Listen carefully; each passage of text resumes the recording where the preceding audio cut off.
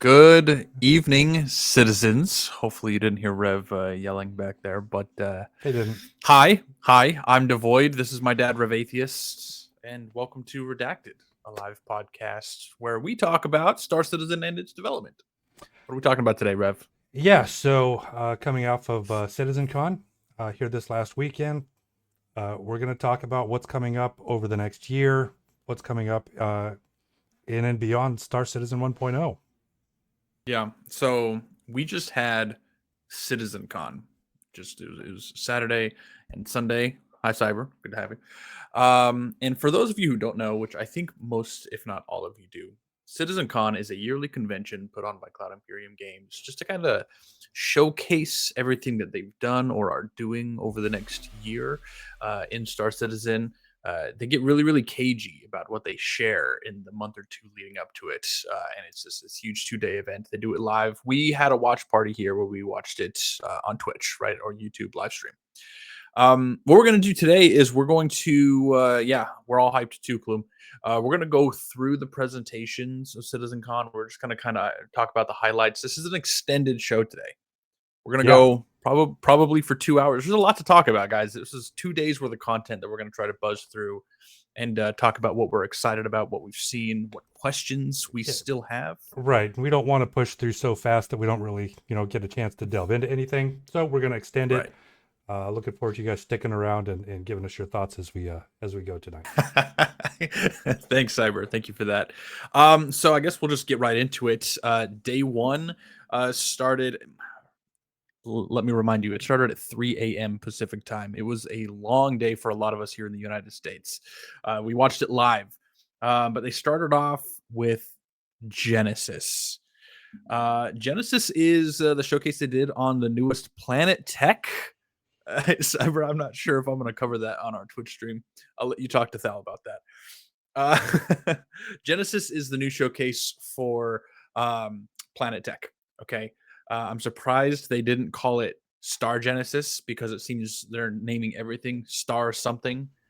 But basically, what this is the set of tools that they created in order to procedurally generate planets in a realistic way, right? As realistic as they can. Right.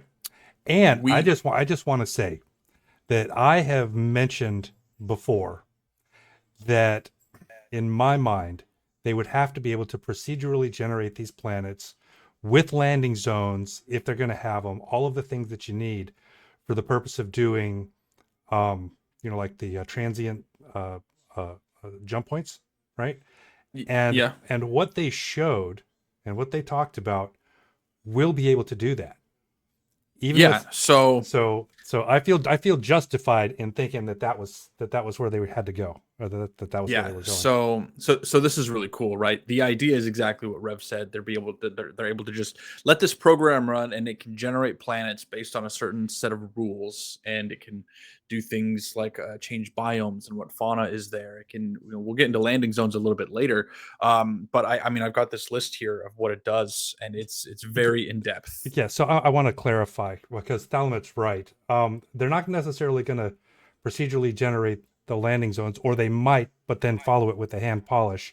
But it's the point of interest. It's the little small bases where maybe there's a landing pad, the mining locations, etc. is what I'm talking about. Just the little things, not Right? big Yeah. cities. Agreed. But anyway, I'm gonna list out some of these things that it does because it's very in depth. They have very specific rules for this planetary generation and the different biomes. So it gets deep, right? It adds geology, soil type, soil depth properties to build rule sets beyond existing humidity and temperature. So things like plant growth is all going to be affected by things like soil type, humidity, soil depth, right? Maybe is it going to be rocky? Is it going to be a lot of trees? What kind of trees? This is all going to be affected by these rules, and it's all going to depend on what part of the Altitude, planet is amount of on. oxygen. Exactly. Yeah. Even things, atmospheric composition is going to affect all of these things. It's absolutely crazy, right? The concept of seasons is being introduced, which is big, right? We already have, day and night, the planets spin, right? But what they don't do right now is they don't rotate around their star. And Right. I don't know if this means that they're going to rotate around the star or if they're just going to fake these seasons, but the seasons are going to exist nonetheless, right? And if I know CIG, they're probably going to make the planets rotate around their star, and that's what's going to dictate what season it is. But they showcased things like leaves changing and weather patterns changing. And by the way, weather, they're adding weather, which is crazy. Actual weather, not the simulated, not really weather that we have now, where like an entire planet will be raining, or an entire planet will be, whatever. Or maybe that's not what it is, but they showed, like the rolling in clouds, the growing clouds, Yeah. the slow Hmm. rain followed by the heavy rain, followed by the thunderstorms. It's really beautiful stuff. Yes. I'm looking forward to that. Yeah. It And it really is. the inherent danger that comes along with the storms. We're talking high winds, obviously things being wet and slippery. I'm assuming that's going to be a thing. Definitely lightning strikes, right? One of the scenes that they had, Absolutely. there was a lightning strike as a couple of ships were going up, trying to leave the storm, blasted the crap out of an aurora, blew it right out of the sky. It was beautiful. It was fantastic. And I'm looking forward to, dealing with these dangers, right? If you're on the surface and you're doing things and suddenly a storm rolls in and you think, oh fuck, I had to deliver this fucking cargo to this station or to another system, but now I can't take off. This is a real consideration you're going to have to take, right? It's also hopefully going to do things like promote ground vehicle gameplay, right? If I can't fly somewhere, can I drive there through this storm? Right? It's fantastic, right? Improvements made so it utilizes both CPU and GPU. So they talked a lot about using this planet tech to optimize, which is huge because we're talking about very high fidelity planets here. And if you just fly to a planet and it's trying to render in all of these items, PCs are going to catch on fire. And so they talked about maximizing the performance and massive optimizations, which is huge for Star Citizen in general, right? Right. So one of the things that they demonstrated along those lines, of course, was just basically zooming in, right? As you're coming in on a planet, you're starting far away. It's really lo-fi. You're just looking at basically like a map of the planet. Eventually, as you come in, you've got changing topography. You've got mountains and all kinds of things. And now, as you're doing that, if you're really watching the terrain as you come in, you'll see the polygons pop as it's increasing in resolution. And one of the things that they showed was how that's no longer, in the future technology. That's something that they've really worked to kind of eliminate, so that it's a Yep. much Yep. smoother, more immersive, cleaner traversal Yeah. from far to close. I didn't exactly understand the process as they were describing it. It sounded to me like it was almost like an AI blending, right? At that, LOD. But it was very cool nonetheless. You're not going to see these lines, back and forth on the terrain. Oh It's, it's yeah, it's just very good. that's the tiling of Yes. Yeah. the textures, which is something that Yes. every game has. If you back out far enough, you're going to see tiling on something that's the same image like over a large period of time. But they Holy cow! definitely, Somebody gifted 5 subs. Thank you for that. That's amazing. that was pretty great. Thank you so much. Um, but yeah, it's fantastic, right? New tech improvements to allow for vastly more dense trees and vegetation. So this is really really exciting because right now, I mean, they just put an update out on Microtech where trees are super dense, right? And it's really really nice. But compared to what they showed, it's like next level, right? There are actually massive chunks of planets where you're not going to be able to land anything. And if you are, it's going to be like cutter size, right? Because everything is so dense. You're going to have to do this ground based exploration. You're going to have to drive. You're going to have to walk, right? And with that is going to come the dangers that come with that, right? We're talking about fauna, right? It's gonna be amazing, right? So you're gonna actually be limited. You're not gonna be able to fly everywhere like you can now, and it's gonna promote that dynamic emergent gameplay, which I'm very very excited for. Absolutely. So after that, they talked about things like new water interactions and biomes. It's cool. That's more of a quality of life thing. I think it's one Well, of those immersion things that's cool, but not like amazing. But the biomes were sweet. the biomes, right? So one of the big ones, the first one I think that they really showed were the swamps, which I thought Swamps. was Oh my great, right? goodness. So it's, I mean, areas where just massive amounts of area will be covered in water, but maybe waist deep, knee deep, So Yeah, you'll be yeah, and walking you're gonna through be and you get the water interactions trudging. there. obviously it's going to be difficult, if not impossible, to drive through those sections. They're not going to be super feasible for a settlement unless you're on stilts, which actually that could create kind of some interesting settlement ideas if you do Yeah, build on stilts absolutely. to kind of have a swamp settlement. That'd be Thal kind of says cool. Thal says star boats. I'm with you, Thal, but Yeah, no, it, there'll it is definitely be cool. starboats. Absolutely. Yeah, the exploration gameplay and the fauna that comes with it is going to be super super exciting. Oh my goodness, the sounds they played when we were in the swamp with the birds and the quack, quack. Oh, it was so good. It Yeah, was so good. I didn't get a good sound experience. So It's okay. After that, they talked about jungles, which is fantastic. Thank you, Krios. Appreciate that. Um, Krios. and Oh, is that yeah, Java Dirty's Krios? that's Krios. Yeah. Oh, They talked thanks. about jungles, which is really great. You know, we talked about some of those really really dense parts of planets, and jungles is going to give us that. Right, we're not going to be able to land anything at all. We're talking about bushes and tall trees and thick greens. Right. And so that's going to be areas that we will probably exclusively have to traverse on foot, right? Maybe with the use of hover bikes. That'll be fantastic. And speaking of hover bikes, the Endor reference when talking about redwoods. It was awesome, right? Redwoods is the next biome. They showed a speeder chase through, and it's amazing. The scale of these trees is absolutely ridiculous. In fact, when they were showing the scale, they showed a carrick upright next to the tree, and the tree was half as wide and almost twice as tall. Fantastic. And you know, Thal's right.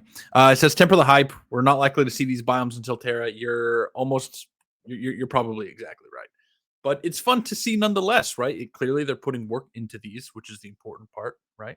Yeah, so And so it's they're important to point out that all of the things that they really showed this time around was their benchmark mark for what 1.0 will be, Star Citizen 1.0. 1.0.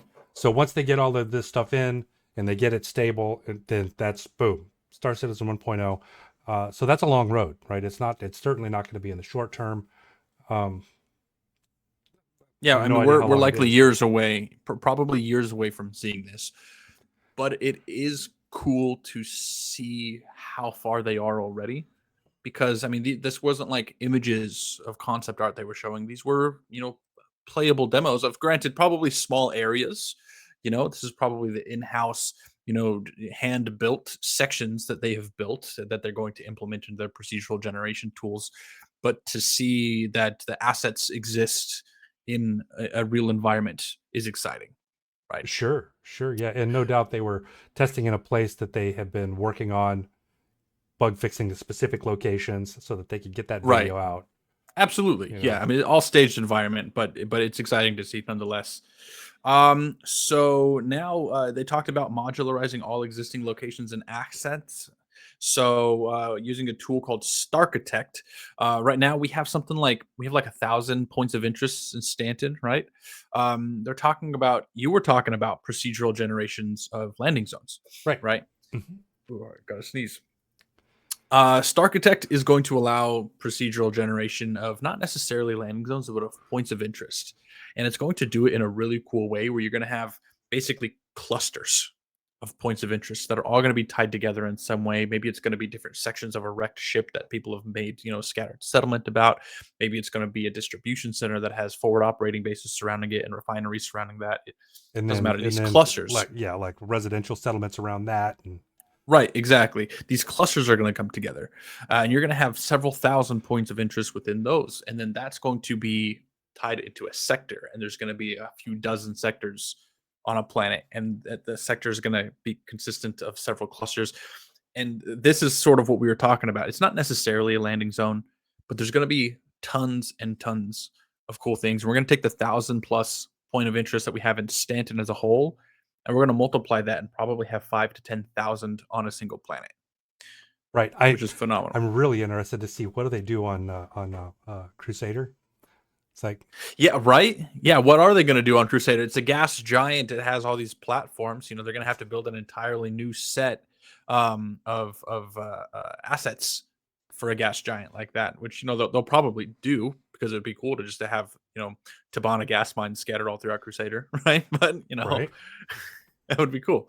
Um, So yeah, modularizing all assets, new location scattering. Okay, so layouts of buildings controlled by the rule sets that are determined by tech, location, and factions. So different locations are going to have different rules. So the idea is that hopefully you don't see cookie cutter builds in every single planet, which is important, right? Because I'd hate to go to Stanton and see all of these same buildings, and then go to Pyro, where it's supposed to be a completely different, vibe, and see the exact same buildings laid out the exact same way. I'd be a little disappointed, Right. right? So they've taken that into consideration. And yeah, beyond that, dynamic world interaction. So they showed the day night cycles and light perception system preview. This is cool because the light perception system preview has to do with how things like NPCs and fauna react to the day night cycle. So they're going to things like vision is going to change, habits are going to change, people are going to sleep, right? Nocturnal animals might come out where non-nocturnal animals might go to sleep. Lots of different things here. Emergent cover generation for NPC interaction. This sort of ties into Maelstrom, right? Things like vehicles moving or walls being blown down are going to affect the kind of cover that NPCs can have dynamically, which is cool. So if you're shooting a wall and you shoot a hole in the wall, suddenly an NPC can see through that wall and they know where you're at. Right? It's very very complex how this works. You can drive a vehicle and they can walk with the vehicle. They can detect that vehicle as cover and walk with the vehicle to stay covered, which Right. is really really cool. And then the cover and navigation mesh seems all tied into that whole same thing. We talked about things like light and illumination for environments. So they talked about the global illumination system, which we have seen a little bit of. And they definitely talked about it last year, but this is where things like light will, bounce off of things and illuminate other things. So if you had like sunlight come in, a room that is very, very blue, and you had a room that was like white next to it, that blue from inside the room would reflect into the plain white room. So it's really really cool just how that light works. I suppose I'm having a bit of a hard time describing that, but very very good lighting, Well, global illumination. It's awesome. I mean, that is how light works. So, That is how light works. Um, After that, they talked about sound. So sound is pretty cool. They're taking sound pretty seriously in the sense of things like atmospheric composition are going to affect sound and its speed. They are implementing the Doppler effect as best as they can, which is kind of cool. It's the effect of sound changing based on its distance and um, uh, uh, fucking speed as it moves toward or away from you. It's pretty cool, right? yeah. So the important thing, so the Doppler effect is, they talked about how it just kind of happened by virtue of the Mhm. other system that they put in, which is the speed of sound in general, right? Because uh, anybody who has ever shot a gun, right, or who's you ever doing anything outside great distances where you can actually, you know, sense that delay in sound, if you're the point is there's a delay, right? Somebody shoots a gun from like 100 meters away, you see the flash, then you hear the boom, right? Same thing with an explosion. If it's way far off, you see the flash, then you hear the boom. So they created these sound zones so that they could accomplish that, and as a result, I mean, they just kind of got Doppler, sorta. It's kind of cool how that works out, right? Now, the Doppler effect they showed, it still sounded a little bit funny, a little bit distorted, and I don't know if that was because they like exaggerated it just for the showcase or what. But hopefully it works out. It's kind of exciting to. I like little things like that. They showed things like explosions based on distance and atmospheric composition and how it alters the sound, and it was really really cool, Yeah, well, right? Thal is saying that sound ends up being the most boring part of Citizencon every year. I think that's not the case this year, personally. The I agree. idea of introducing the speed of sound in the Doppler and that stuff, to me, that's really cool. But if it's just, oh, we have a better sound for this particular gun that's shooting, yeah, I don't care. It's like, oh, the engines sound better on the vehicles, so what? Yeah, which is a lot of what it was last year, right? They talked about here's the updated FPS sounds. It's like that's cool, but is it worthy of its own panel? Not exactly sure. Couldn't feel my junk jiggle when the shockwave hit. Sorry to hear that, buddy. Sorry to hear that. So yeah, here we go. Nature's Wrath weather. We talked a little bit about that. They're just further pushing the evolution of clouds, scripted weather event showcases. And yeah, we talked about lightning strikes damaging your ship. After that was the social universe panel, which was awesome. So moving on Yeah. from Genesis, social universe, this is going to be things like updated friends lists, org tools, right? Management for basically anything social. So starting from that, friends and party. Basically, they wanted to take the tools that we have now and scale them to MMO size, right? It's clunky as it is right now. The comms channels clunky, voice over IP clunky. It kind of sucks, right? So upgrading the mobiGlass and the comlink to a whole new social app that just streamlines the entire process. I think it looks really really good. You can organize your friends in certain ways. You can put notes on friends that way you don't forget where you met them, You right? can Because I'm favorite sure everybody friends, right? you Which is can nice you because right now you can have a list of like 150 friends, but I mean, how many of those are actually your friends? right. Maybe a dozen people that you actually really, but there's no way for us to actually mark those as no, these guys are the real guys. Right, exactly. You have to scroll through a bunch of names, and then 80% of the people on your friends list, you think, where the fuck did I meet these Yeah, guys? there's a Right. Well, reason that I keep my list very, very short. right. Exactly. Exactly. Separation of air traffic control on the friends list, so you don't have to worry about opening your comms channel and scrolling and finding ATC and calling. It's a different process now, right? They're getting rid of that completely, which is just some quality of life stuff. And synchronization with Spectrum. They didn't talk a whole lot about this, but I hope this means that you'll be able to chat with your friends who are in game while being offline yourself through Spectrum. I got the Hopefully, they come impression out that with that this. was definitely part of it. I think that's the idea, right? Which would be really fantastic. It would give some Uh, value to like the chat rooms that each of the orgs has. You know that in Spectrum yeah, we have chat rooms and forums and such, and it would create right. some value there if those forums then became available to our orgs in game, which would, I mean, that'd be pretty awesome. Hope Absolutely, absolutely. And it would be even that much better if they created like a Spectrum app where you could chat through the app and it would go both to Spectrum Online as well as into the game and you can go back and forth. yeah, Is that asking for too much? Maybe, but that sounds awesome, yeah, we'll see how right? they do it. Personally, I'd rather it be a little bit more um organic than that in game, but What do you basically, mean? yeah. Well, because if you call it like a Spectrum app and then all of a sudden it feels disconnected from the regular gameplay, right? But if it was kind of presented in a way that no, this is just your org communication, but it just happened to be Spectrum, that would feel Well, more organic. That's all I'm talking sure. about. Okay. Okay. I mean, that makes sense. That makes sense. I suppose we'll just have to see what they do. Right. Right. Sure. But yeah, you're right. When I'm playing, I want to be immersed. If it feels, authentic, that's the key, right? So ability to add notes, we talked about that. Voice chat moved to the social app. So hopefully this means that they're having improved voice chats. Now, I don't know about, you guys, but in our org, we've talked a lot about how we hope that they put out some updated comms in the sense of having these layers. I'm not sure which of you have played games like Hell Let Loose or Squad. Those are some war games that you can play larger scale, but they've got really good comms, right? Because you have team comms as a whole where everybody can talk together, and then you have different layers where you divide into these individual groups. And you can talk in those groups, and then you have maybe team leaders who can all communicate. It's nested voice channels is what it is. It's just a very very good system. It works well. Different keybinds for different chat channels.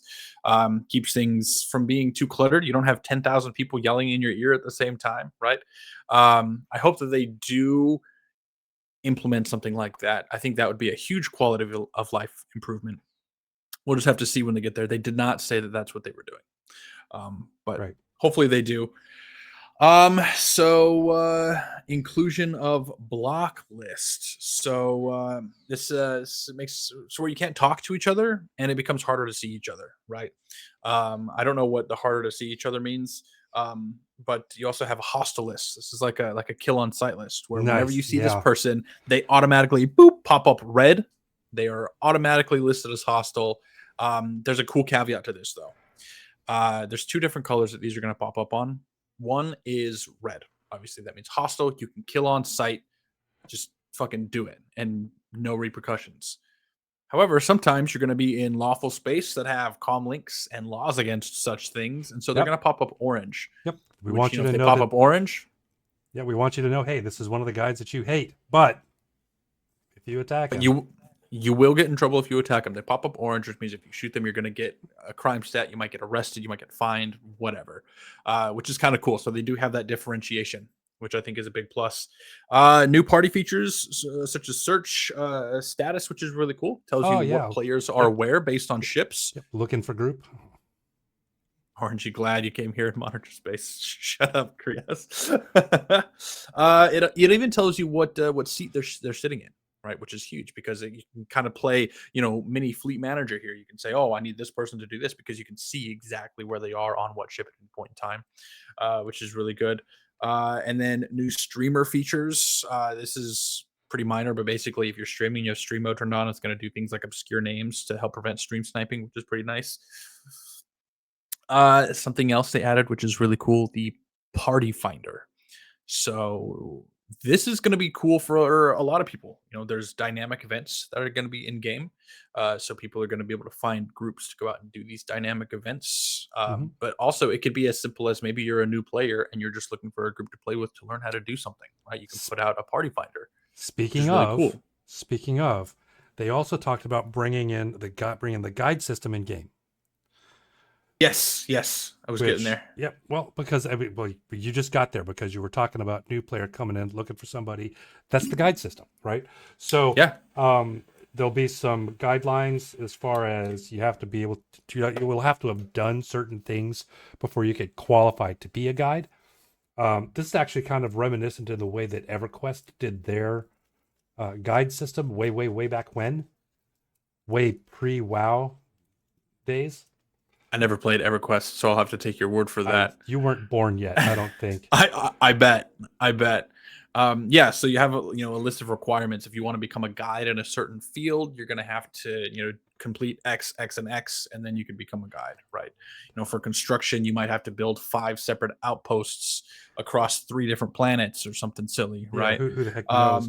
But the important thing is that then once you become a guide, then you're going to gain benefits for being a good guide and actually doing the Yes. work and helping the people in completing the various tasks and assistance things that Yep. people are looking for. So There are rewards. We don't know exactly what those rewards look like, but I assume you complete these tasks, you guide X number of people. it's and probably going to be special clothes, special yeah, paints, some sort that of type of right. aesthetic thing that says, hey, I'm a guide. And I throw my paint up like, oh, look at that. There's a guide going Most by. most likely, yeah. Cool. So yeah, chat can customize chat, customizable chat tabs too. So not only how it looks, its opacity, but there's also individual tabs. Things like trade chat, World of Warcraft trade chat is going to be a thing, right? There's a combat log, so you can kind of see what's happening, right? There's slash commands, so instead of having to press tab 1,000 times to cycle through all your things, you could just use slash whisper or slash whatever, which I'm a fan of. That makes it nice and easy. Sure. Yeah. And you can link things like contracts, locations, players, items, Yeah. which is fantastic. That's just one of those quality of life things, right? Thunder Sure. Fury, Blessed Blade of the Windseeker. What? Nothing. Face over IP, voice over IP. So it's not a replacement for motion capture, right? It's just it's going to use your basic webcam. It's just basically an improved mapping of the face in order to use face over IP, which is you move your face, your character in game will move their face. It's Right. kind of cool. I wasn't super excited by this panel. Thal says sound is the most boring part of Citizencon. I thought this was, Well, but it's pretty boring because most people aren't going to use it, right? And even if you do, the opportunities to see it are pretty rare. Like a lot of times you're running into guys, they've got helmet on. Okay, great. Or if they don't have their helmet on, you're not always like close face to face seeing. So, I mean, it's one of those things in my mind that they're spending some time on. It's really great. It'll be super awesome for machinimas and and people Machinimas, making exactly. Yeah. videos and stuff. It'd be really great. Content creators. Yeah. Content creators, absolutely. But for your average everyday player, I don't see a lot of value in it. But it's cool. It is. It is. I'm not going to spend too much time on that though. Beacons. Beacons are kind of cool. So we have beacons in game now. You can put out, a rescue beacon. You can put out a custom beacon or like a transport beacon. But right now, I mean, not a lot of people use them, and it's just for the fact is, you can't. They don't pay a lot for one, typically, and two, it's there's no way for you to know if you're showing up to get ganked, right? Right. It Which is so one of the changes that they're talking about with the beacon system. So if I mean, a lot of people use Uber and Lyft, right? And so you are familiar with the idea of the driver rating. Well, what you may not know is that you also have a rider rating that the drivers see. So you looking for a driver, you get to see their rating. They, when they're deciding who they're going to pick up, they get to see your rating. It's going to be very similar where as somebody who's putting out requests for aid, you'll have a rating of how many times something bad happened on your requests, and the person responding will have a rating also very similar where you'll be able to see how often did something go bad when they responded for help. And you could right. decline a particular person's assistance if you're like, oh, that person, nope, I don't want his, which I Yeah. think is super helpful. Yeah, you do have it's both ways, right? I do think that they left it open to being fucked with because when you're putting out a beacon, it only shows your last 5 beacons and how they went, right? It either shows good, it ended well, green light, it was incomplete, which is no light, or it went bad, red light. So it's very black or white, and then it only shows the last 5. And so, I feel like if somebody really wanted to fuck around with somebody, they could just get their buddy, oh, put up a beacon and then mark it good, give each other good ratings. Put up a beacon, mark it good, give each other good ratings. And you can just blast through 5 good ones, put out a beacon. I don't think it's them rating it. I think it's more like I went to go help them, and the person I went to help died. We'll I have don't to see. or We I don't we mean, don't I know the think specifics. yeah, I got I We'll have got to the see. impression that a lot of that rating is going to be automatic depending on what actually happened when you I responded. just worry, we don't have to spend a lot of time on this. I just worry that there's going to be, ways to go around it, but we'll just have to Initially, see, right? 100%, 100%. There's Yeah. going to be ways people will figure it out and they'll abuse it initially, but all we can do is trust that they're going to, gather the data, figure out a way to mitigate the problems, and give us a second version. And hopefully, by the time it goes to 1.0, it'll be a system that's pretty solid. I would hope. I think we'll get there. I think we'll get there. But what else is cool? I mentioned how beacons just don't pay a lot. Guilds, which we'll talk about later, are now at this point going to subsidize beacons, which means that they're not going to cost an arm and a leg for players to spend, but they're still going to be worth it for those responding because if you have good reputation with the guild and you put out a beacon, the guild will pay some extra money for that contract to be fulfilled, which is really nice. Makes it worth it for both parties. Right, right. So you don't. It's not going to cost you an arm and a leg to put out a beacon, but it's still going to be valuable enough for the responder that they'll want to respond. Which that's Right. good. Yeah. The biggest part of this entire panel, social panel, was the introduction of orgs and org tools. Right. This is what a lot of us were waiting for. We got a lot of really good information. Hopefully, this comes in sooner rather than later. It looked pretty well fleshed out, right? Sure. Yeah. But essentially, they're going to have an organization tab. So you this is organization tab. This introduces the org recruitment tab. So you can basically put out a pick me page with your org, your brief description, a link to join or requests to join, right? Right. And it's just going to be this page where you can filter by, what is the org into? Are they, is this a piracy org, a combat org, a mining org, yada yada yada. So lots of filters. You can see things like size, all that stuff. Really, really cool for if you're Yep. just in the verse looking around for a group to play with. You'll be able to manage Yeah. ranks and Mhm. membership. So you'll be able to like accept members. I'm assuming kick or ban members, assign ranks, which will have various permissions through, like the things that the org can do. You'll be able to assign. Okay, well, various ranks can do certain things within the Yep. org structure, which will be Absolutely. really great. Yep.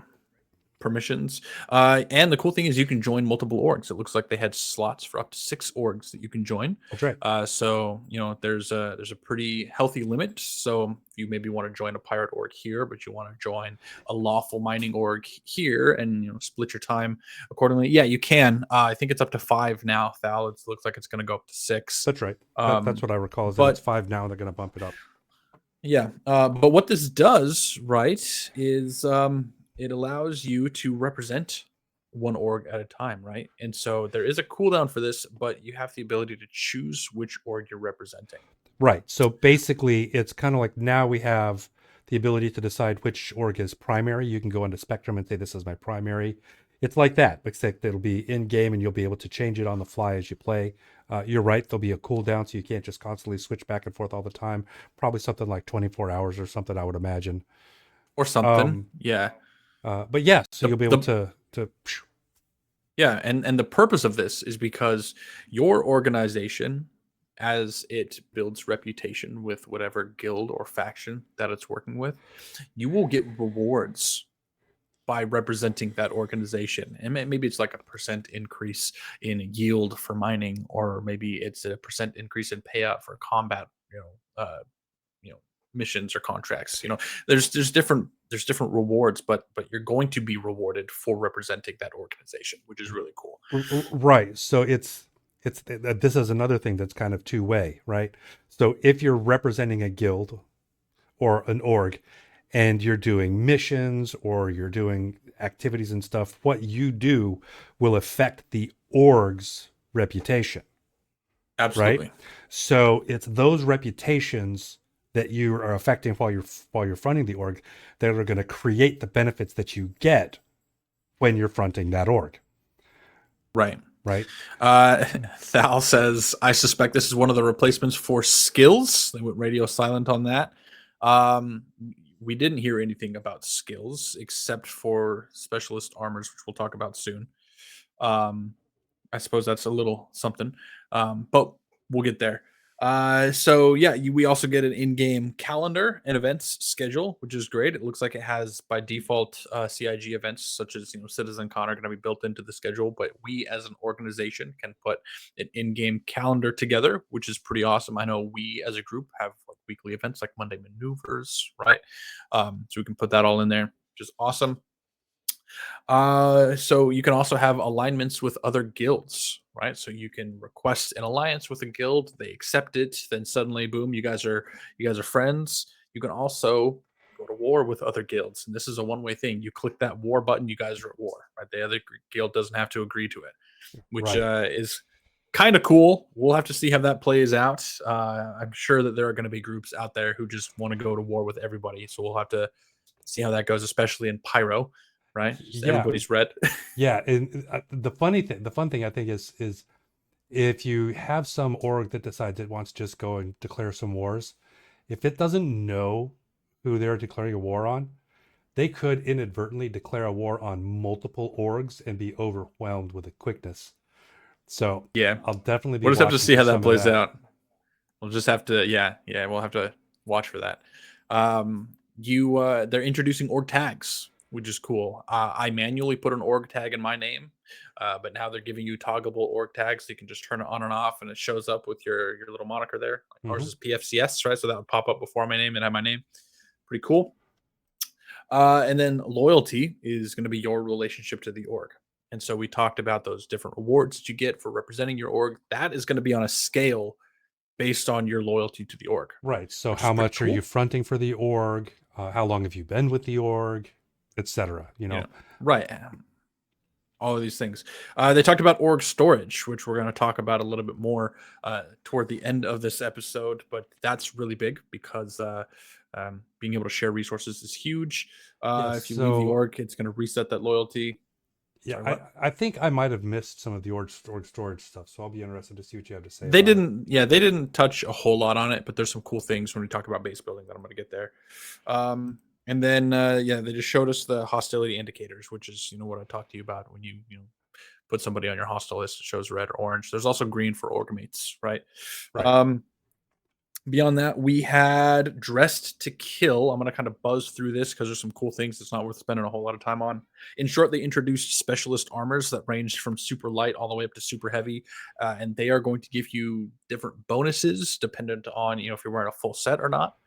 You do have to have the full set before you get the advantage that each specialist set offers, but basically, it's going to range from really good things like protection, very good G-force resistance, very good mobility. So, these different specialist armors are going to help you in different ways. It's more dynamic than our light, medium, heavy is right now. Right. And so that's pretty cool. Now, these specialist armors, they are going to be armors that you have to earn or find in game. You're not going to be able to go out and buy them. So you actually have to play the game to find and earn these specialist armors, which Well, I think is good. Or what? Or craft, which we'll get to. Yeah, or craft. We don't know if we can craft those, but we probably can with the right blueprints. But we will get to crafting a little bit later. Starwear is pretty cool. Just touching on this, it's the ability to mix and match armor and clothing, right? And you're now, once this comes out, no longer limited to wearing armor over a undersuit. You can just wear armor butt naked. You can wear clothes over armor, vice versa. You can do whatever the hell you want. You can wear a trench coat and a helmet if you wanted to. You could have armor pants and a jacket. You could have, right, exactly. You can do pretty much whatever you want as long as it makes sense. You probably wear can't a bunny put suit with a helmet. You probably can't put like a t-shirt over a heavy armor. There's probably limitations. Put it under, but put it under. You can put it under, which is pretty cool. And then they did talk about monster hunting at the end of the Starware panel because they talked about the specialists and the roles, yada yada. But monster hunting is being introduced. This is sort of like a world boss thing where you can go out and lure out big, huge monsters and kill them for good loot. This was the return of an old friend, in their words. They showcased the Valakar, right? This is the sandworm that they demonstrated back in 2016 at Citizencon for the Lear system. Freaking massive. It was huge. This thing is 300 meters long. It's longer than an Idris, and it's fantastic. There are specific ways to summon this creature. You have to use ground vehicles to disturb the earth and draw them out. Then you deal damage to them, and it's really really cool because it really feels like you're hunting something. There's no like a boss health bar, so it doesn't feel like a game. There's just visual cues and behavioral cues that tell you what kind of state this thing is in, and it's going to try to run away from you. You have to keep luring it out, so you have to be very cautious about what vehicle you use and how you use them. And it's going to be very very exciting to do this because this is sort of I'm not going to say end game content, but it's getting close. Where this is they described it as end game content.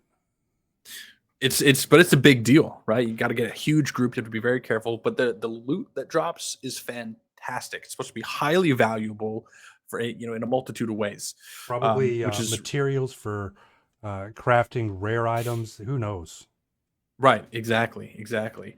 They did show different variants of the Valakar. We only saw, this was actually not live. This was a pre-recorded demo in engine of them fighting this thing.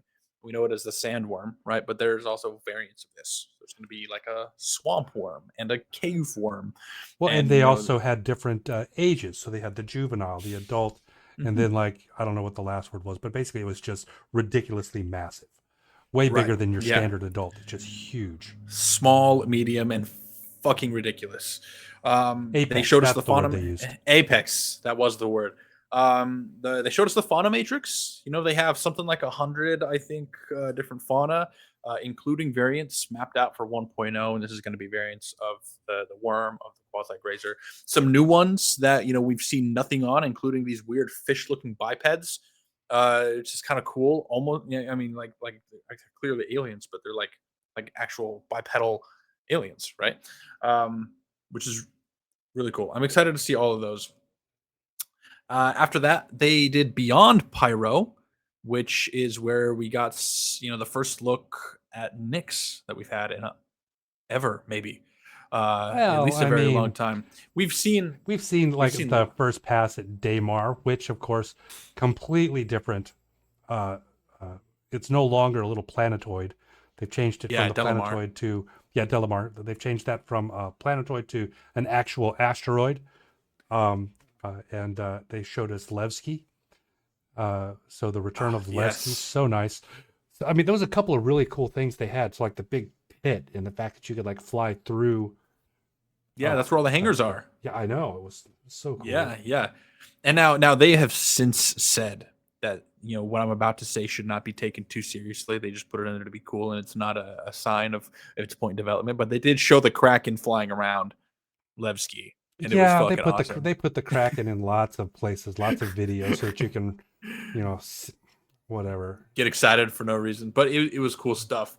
Yeah, so we do know that it borders Vanduul space, and they made a brief mention of things like Vanduul incursions in Nyx. This is probably closer to 1.0 and beyond, where we get Vanduul incursions, probably a PvP thing in Is Nyx, because there's a little is Nyx bordering Vanduul space? I thought that was the other place. Nyx. No, Castra borders Gion space. There's a backdoor from Gian. Nyx straight into Virgil. Right. Yeah. So some Vanduul stuff there. They showed here the exterior freight elevators specifically designed for the Hull series, which is fantastic for the logistics guys, right? That was kind of a Right. big deal. So what we're talking about are the freight elevators for space stations, etc., where the really big cargo containers will come out so that you can move them off and, as Devoid was saying, uh, lock them onto the grid of your whole series ship. And I think that's probably the final iteration of like the large ship cargo. Currently, you go into a zone and they automatically load it. You just have to wait, and your stuff just kind of pops up. But with this, it'll be moving back, again to the manual loading of cargo. You're going to have to do it yourself. Well, they'll load it up on the cargo grid. They'll bring it out on the little elevator. It'll be stuck there. You got to pull it off. So even the big cargo ships, get your buddies. Yeah, You're yeah. gonna be loading some stuff up for a while. I'm very excited that they're giving us some tools for the really large scale cargo hauling, because we're going to need it, and we're going to talk about that soon. But the next panel after that, they talked about system number 4. We all, I think, had our own theories as to what was going to come next. I thought for sure, oh, it's going to be Odin because they're coming out with Squadron, and they're going to probably toss Odin in there. A lot of us thought, oh, Magnus, because they had Magnus in there attached to the Stanton system, and should be a fairly easy system to do. We kind of got thrown for a loop, Yeah, they right? surprised us. They really did. System number 4 is going to be the Castra system. Now, the Castra system, lies on the edge of Xi'an space. It's a military world, really active in the height of the Messer era. Which, for those of you who aren't lore nuts, that's just a long ass time ago when the Empire first rose, and it's really fucked up. Yeah, so But Thalamit's being optimistic about something here. I just want to point out he believes that they'll get Nyx in next year. Honestly, I think they probably will too, and possibly Castra, which is true. If the tools really are as good as they say, it's not outside the realm of possibility that we could wind up with those two. yeah, it would be tough, right? They showed us Castra 2, which looks amazing, right? And it's very, very mountainous. They did a fantastic job with how the clouds look and the mountains peeking over, and they showed a really, really cinematic shot of the major point of interest in Castra system, which is military base Sherman, kind of hanging out on the mountain there. It's really cool. And I say pre-production, but this was it appeared at least really fleshed out. They had Probably like gray people walking box. around.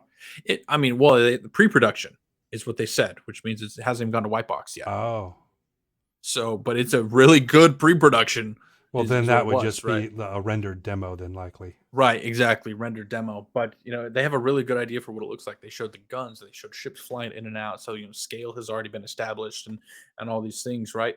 It looked phenomenal. It looked really good, and it's huge. It's got roads, which is really cool, different hangars and stuff, right? I mean, they showed ships as large as a javelin going down to maybe it was a Polaris, excuse me. I said Jav at first, but on a second look while we were watching it, it was a Polaris. Definitely different, but going down and kind of docking and stuff.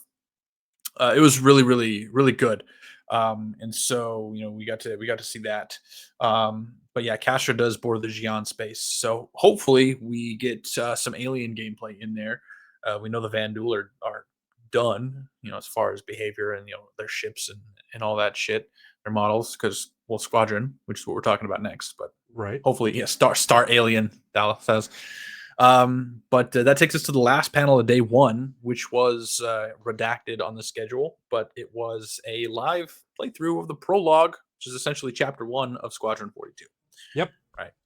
This was super funny because we're all sitting there. There's probably 20 of us in voice chat, and we're all saying, "Oh, this thing is going to crash. How funny would it be if this crashed live?"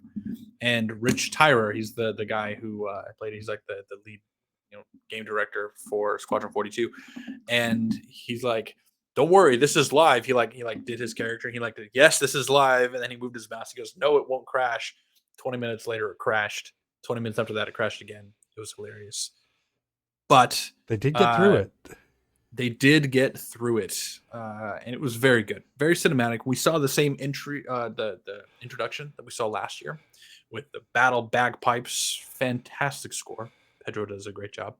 But then we got to see more. It kind of ended last year, but right where it ended last year, we see where you get sucked into the body of your avatar, and you get to walk through the javelin. You start off as a turret gunner, which is kind of cool, and it, very organically takes you through a little bit of the ship. You go through the mess hall into your little bunk there. You get your helmet and stuff. You make your way to your gun. It's like, oh yeah, this guy fucked with the controls. You're gonna have to reset them, which is kind of a cool way just to kind of walk you through the controls. Let's perform your calibration. Teaches you how to do it. Really, really cool, right? And then they kind of warm up to this massive battle of Vega, and it's really, really cinematic, a fantastic experience. It did crash a couple of times, but as Phaedron's saying, Rich Tyrer immediately went back after the demo, recorded a flawless 75-minute playthrough, uploaded it pretty much immediately onto YouTube. So there was a full playthrough that was uploaded there. It was good. Rev, what were your sort of impressions on that after watching it? Well, I mean, it's a game, right? You did watch it, right? I did watch. I was otherwise occupied. I did have it on. I was kind of paying attention to it, going back and forth. I'll be honest. Okay, I that's mean, okay. it was cool. I did like the way that it flowed, but I mean, I don't have the same feelings about Squadron 42 that I have about Star Citizen, solely I get that. because it's a story driven game, which is great. Mhm. Yeah, it uses the same systems, etc. But they're taking you through a story, just like any Yeah. other game. Yeah, I mean, there's a lot of great, cool things that are going to be in there because Star Citizen, etc. But I feel like no matter how good the systems are, it's going to wind up feeling kind of watered down by virtue of being the first person story driven game. Right? Because I get that. going through it, you're not going to know, to what degree these systems are organic, are systemic, etc. You're just going to know that, oh, I've got a mobiGlas thing, right? You, maybe it'll be clear that I don't know. Do you get what I'm saying though? I think because so. I think you're so. walked through this story in the same way that other games walk you through stories. I think you may lose sight of the fact that it has the freedom and the systemic, just all of the systems that make it behave in a realistic way. I don't know. I suppose that kind of makes sense a little bit. But hey, Phaedron says it's a 30 to 40 hour Star Citizen tutorial. I'm just gonna show a little bit of excitement here since Rev can't. I thought it looked great. They did a It did look really good. they did a really fantastic job in um, making you feel small. If there's one thing that I love, it's when you as a player in a game are not treated like this godlike main character. You're just a guy, right? And they did a good job at helping you feel like just a guy, right? Because you're just this gunner, right? Oh shit, I forgot my helmet. Like you're not some really good guy. You get oh that's embarrassing. What a rookie. You got to go back and grab your fucking helmet, right? And you climb in the gunner and you're like, "Oh my god, did my friend die?" Like you're not used to it, right? And then you get thrown into this situation. You don't know how the controls work. But on the flip side, this is like your character's first battle, right? You're like, oh my goodness, right? Like, what do I do? And you basically have to kind of pick it up, and you sort of feel the fear of your character, and you get going, and by the end you're like, wow, that was cool, and you really feel like your character feels that too, like that was intense, and your character feels that. And then obviously we only saw the first chapter, but I'm excited to take that growth with your character, because the idea is that you get out of Squadron 42, and that character that you built and played through that game is the character that gets dropped into Star Citizen, and you continue your adventure there. It's the idea that it's the same character all the way through. And so I'm excited to have an origin story and to see where my character came from. Do you think it's not? Because you're supposed to be able to customize your character and then port that straight into Star Citizen, I thought. But that's my understanding. I think it would be cool if that were the case. Well, even if that's Um, not like really the thing, it's not like, I mean, it's easy enough to adopt that as your mindset, right? By virtue of going through Squadron 42 and then finding yourself in the Star Citizen game, understanding what a Star Citizen is and where a Star Citizen, gains that prestige of being a quote unquote citizen. So, I mean, I can still see right. it, even if it's not explicit. Right. Thal says they introduced a story mode for 1.0. I think you misunderstand that. And we should have talked about it, right? They did introduce a story mode for 1.0. Oh yeah, Basically, the point of this story mode that Thal is talking about is it's a story-driven narrative that just takes you around the 5 systems. It's like a this is really is the tutorial, right? Where you go through and you conduct a story around Stanton. It takes you around Stanton. You learn some of these systems. It takes you to the next system. yeah. Yada So yada yada. so to simplify it, right? It's kind of like a chained quest type system, right? Where you get a job and then you complete the job and then that opens up more jobs that you can get, which progress you through the story, that the stories that are available in Star Citizen. I have no doubt there's going to be multiple storylines that you can go through. But in my mind, it's essentially, like I said, a progressive quest, probably a Yeah, very long progressive quest. absolutely. But nonetheless, I am excited to play Squadron 42 because I'm excited to build that. Oh, I want to absolutely. I want to play it. If I didn't, if I made it seem like, oh, I'm not going to play it, of course I'm going to play it. Super excited to play it, but I'm just, It was just cool. yeah, no, yeah, I mean, it was cool. It was, I mean, the graphics, the whole, everything about it, it was really cool. Uh, like I said, I just Something fear that the coolness will be watered down by virtue of the type of game that it is. I get that. I get that. Having just played through, I mean, never mind. I'm not even gonna go there. But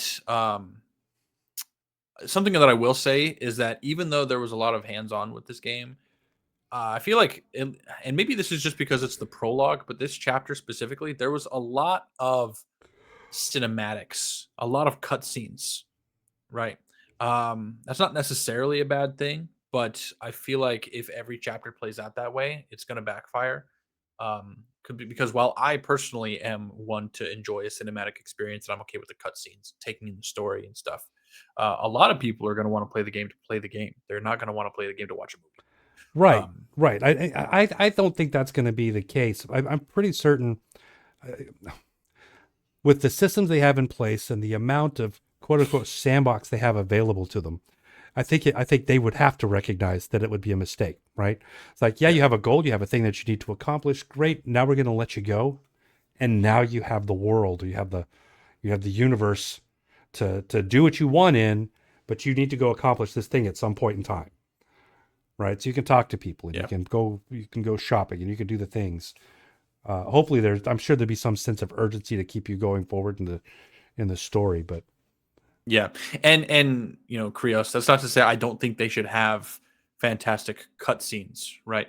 Um, I just think that they need to have a good balance. Most of it needs to be you hands-on playing the game, and the cutscenes that are there, they need to be significant, right? You need to be able to pack a lot of emotion into a short cutscene and get back to it, right? But that, like I said, this was only the prologue. This was the introduction to Squadron 42. That's probably why it was cutscene heavy. I'm sure as you get further on, it's not going to be quite like that. But nonetheless, it was a fantastic demo.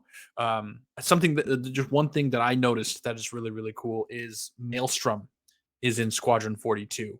You play these games, these high fidelity games, and these destruction systems, things blow up and explode and you have debris everywhere. But in this particular game, this debris was physicalized and the damage was physicalized, and where you shot ships, dictated where those components blew off, and you could tell by watching. And then they did make a mention of Maelstrom, and something that's really cool is, in the cutscene, they're in this turret shooting this big ship, and there was debris from another ship that floated in front of his gun, and he was hitting the debris, and it wasn't like going through, but it was like affecting the debris, hitting the debris, and then after the debris passed, he could clear his shot. It's just everything is physicalized with this Maelstrom system, even in Squadron 42, down to the little bits of debris. And I thought that was really cool. That's just a little thing that excited me. Yeah. I think it's going to keep things feeling, real enough, right? See, this is a good thing that we extended our episode because we're already an hour in. We haven't even touched day 2 yet. But I think we're just about done with the Squadron discussion. It's really good. There's some people who said that they were underwhelmed, and I'll tell you why. The reason is because they put out a release date, 2026. Now we all know that when they put out just vague terms, Q1, or a year, typically means the end of the year. So people are expecting another 2 years. There's a lot of people who are disappointed because just a year ago they said, "Hey, Squadron is feature complete. We're on to polish phase now." And now people are like, "Why does it take 3 years to polish?" Yeah, well, anybody who thought that it was going to take only a year was a little bit optimistic. Now, I started off being Absolutely. optimistic there, like, oh, maybe, but it was more hopium than it was actually thinking that they would do it. Yeah. So, I mean, I think the general consensus at that point was it's going to be at least 2 years before they get the polish done. And everything that we've Yeah. seen in the in the Squadron 42 reports, etc., seems to kind of support that. And the fact that they were saying 2026 is just kind of confirmation that, yeah, that's how long it's going to be. Yeah, and Thal's right. Take any date with a grain of salt. My own assumption, and that's all it was that we were going to get, within the next year. I expected, but I'm not upset by it. We know that they're working on it, and we've seen over the last couple of years that they're taking a little bit extra time, but the products they're delivering are all in all better at time of delivery. And so, yeah, if we have to wait, one more year, and if that's truly all it is, I think it'll be all right. I think it'll be all right. Yeah, so just a little sidebar when we start talking about taking another couple of years. Are you aware of how much CIG has brought in for the creation of this game so far? Yeah, it's like almost $800 million. Right.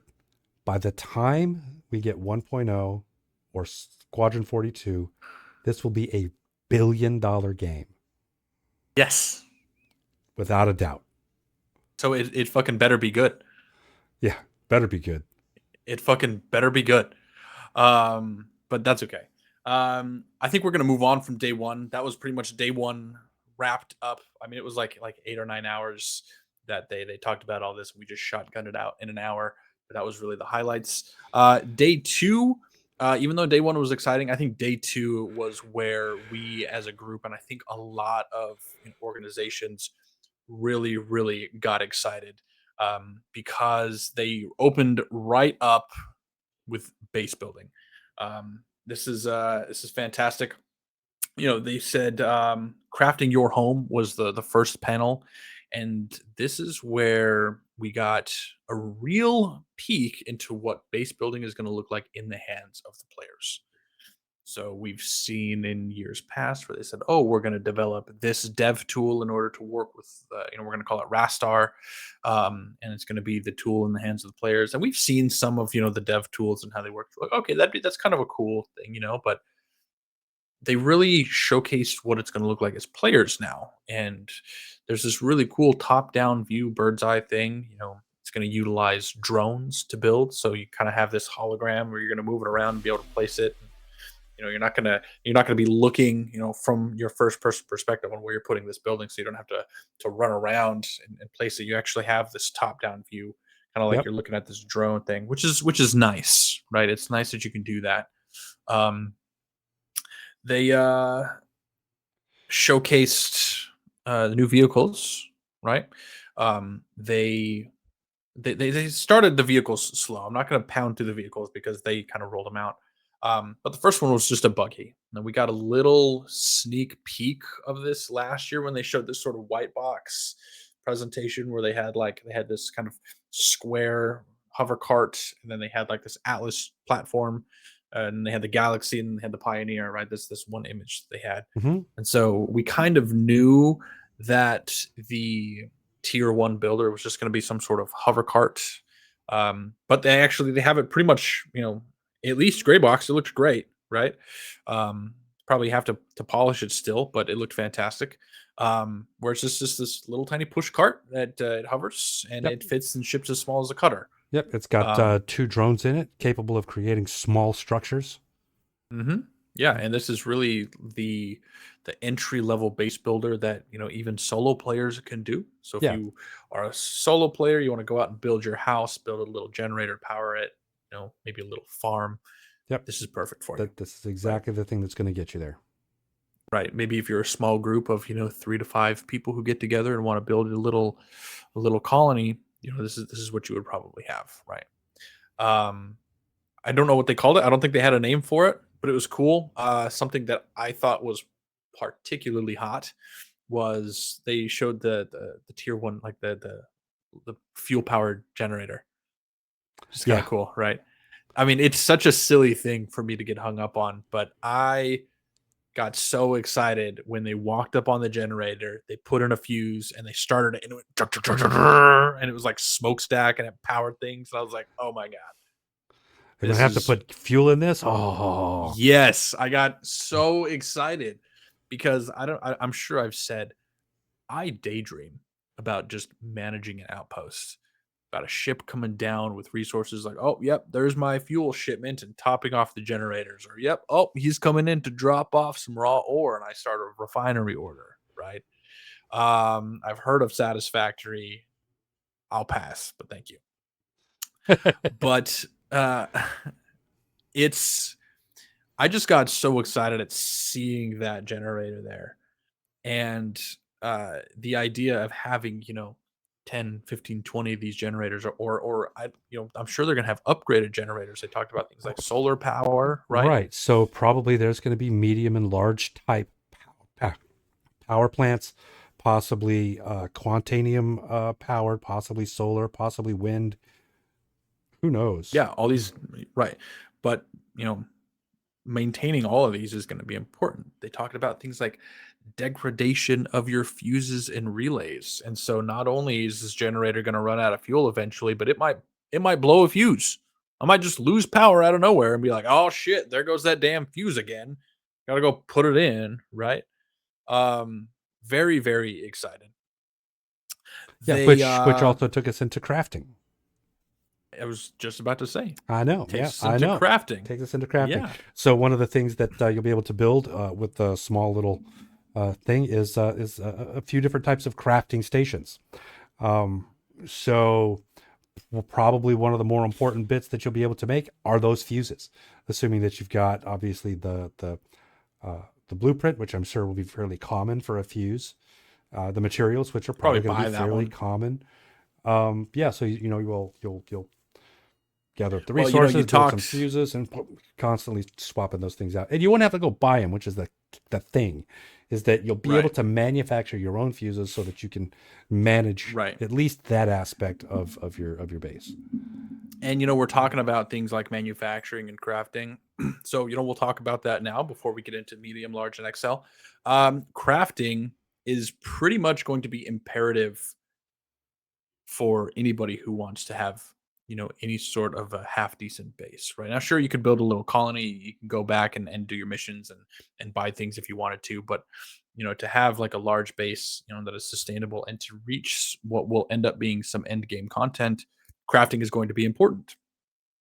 They talked about things like blueprints, which are going to be obtainable in different ways depending on the rarity of an item. He talked about fuses. You probably be able to go to most, general stores and buy a blueprint for a fuse because it's a simple thing. But then you talked about gathering the materials to do it, and this is something that's really important. Is they discussed different qualities of materials, right? So you can have a really low quality material that you could probably get a lot of, and you can manufacture a bunch of fuses, but they would probably be shitty fuses. Whereas you could spend a little bit more, or maybe go to an area that's a little bit higher risk, but has overall better quality materials, manufacture your fuses, and they're going to last probably significantly longer. And this is true for pretty much anything else you can craft as well, from guns to ships to armors to whatever. The better the material, the better the item, right? And having, go ahead. No, go ahead. I was just gonna say, having a really really high quality build might unlock some extra benefits to it. Maybe it'll give you a little bit more damage resistance on an armor, or a little bit better recoil control on a gun, or something silly like that, right? Right. Uh, but just better production, Yep. Could be better better materials. Could be better damage, better fire rate, better any number of things. Absolutely. Slower wear. Right. Along with this, they also talked about tiers. So there are tiers of these items. And I'm sure this has to do with more blueprints in order to upgrade things. Most items are going to go up to tier 3. Ships are going to go up to tier 5. So there's a bunch of different sort of levels for upgrading. And as you upgrade these, it's also going to affect those stats in much the same way. So crafting, very very important. You will be able to craft these, with the base building tools, these small production facilities that have these crafters built in, and that's where you're going to kind of manage these. And we haven't seen much of it yet, but they show different kinds. So you're going to have things like like food crafters, right? You're going to have things like weapons crafters. They showed like a bunch of them lined up next to each other, and Yeah. those. Go ahead. No, you finish up. I was just say those hopefully will scale to bigger sizes as well. I have no doubt they will, because the very largest crafter that they showed, which I thought was absolutely amazing, was a full ship dry dock. We'll talk about where that comes in. Yes. But crafting full-sized fucking ships. Maybe not capital-sized ships, but not insignificant ships. I think the one that they showed was, what was it? Like a Spirit. It was a Spirit. It was a Spirit, right? Yeah, not an insignificant ship. That's a sizable ship. Yeah. Yeah. Production facilities that big, and it would be kind of built into like a hangar, right? It's tied to that, and it's like a 3D printer of a ship. Yeah, you're Right. exactly right. Yeah, so that's right. That's the largest crafter they showed. But later on, you know what? I'm going to save this one for later on. Never mind. We'll get there. We'll get there. After that, they showcased the next size up, just sort of the medium crafter, which was kind of cool. I don't know why they did it this way, but they brought in 2 different vehicles for this.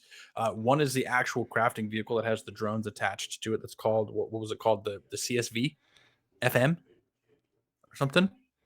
It's a little pickup truck. The pickup It's a little pickup truck, and it has 4 SCU of internal cargo, and it has the drones attached to that. It's a little black pickup truck from Argo, and you can deploy. These are medium-sized drones, which are going to allow you to craft medium-sized structures.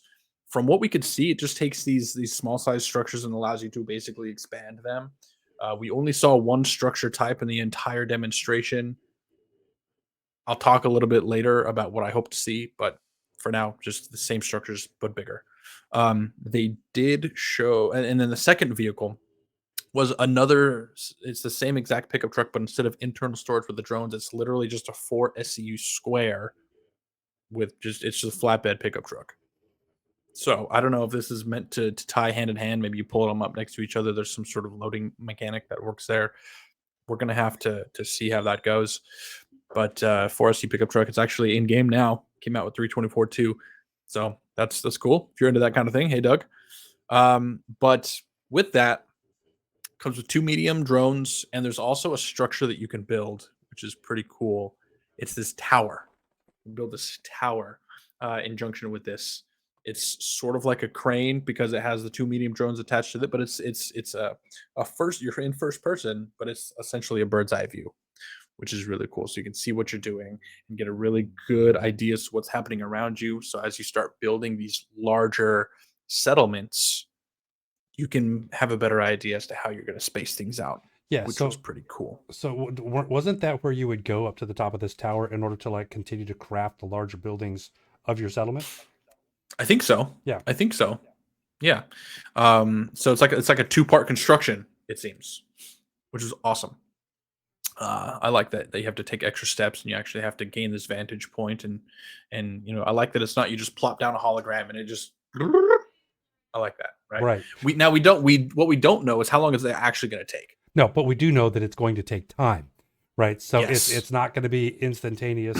Basically, these drones will actually be going to get resources from your local storage, and will be transporting it over to actually probably use beams to build. Probably use beams. Probably use beams Beam to Citizen. build the the structures, and it'll only be able to carry so much. It'll only be able to go so fast. So it'll be going back and forth. It'll run out of materials. You'll have to replenish the materials in order for it to be able to continue, unless you just have like a Right. monster stockpile. Yeah. But that's definitely a part of it, is that taking time and being able to. Absolutely. And speaking of monster stockpiles, it's with this medium sized structure that they talked about. Where remember we talked about org storage. They talked about being able to craft things like freight elevators, where you can put these items in, and there's this storage that is tied to your freight elevator. I'm going to briefly go off on a tangent and talk about hacking gameplay here. They did talk about hacking gameplay and being able to raid these settlements and hack into these freight elevators to gain access to the cargo and commodities stored in an organization's storage there, which is kind of cool. But these freight elevators are going to store within a certain area. And you can have multiple freight elevators scattered throughout your settlement that can kind of daisy chain and connect, which is cool. So if you have, for instance, if you're building over here, right, and you have a freight elevator in this area, but you have your ship landing over here off on the other side of your settlement unloading, you can then throw it in the freight elevator and then pull it up in this freight elevator, which is kind of cool. So they are connected. As far as how far you can take this network, I'm a little unsure. They did say that there was going to be a limit, but that you could daisy chain these together. So, I mean, that sounds to me like in theory, if you put, 500 freight elevators around the circumference of a planet, then you could have, access to your storage anywhere around that, right? But we'll have to see. Right. We'll have to see. Yeah, we'll have to see. Yeah, but it was a really cool thing. They showed different sizes of hangars, which you would start to be able to build with this medium builder, probably only up to a certain size. I imagine you probably can't build an XL hangar with a medium fucking, with a CSV. But it would be cool. Right? You build these hangars, and they do go in the ground. What we didn't see, and I would like to talk about this for a minute.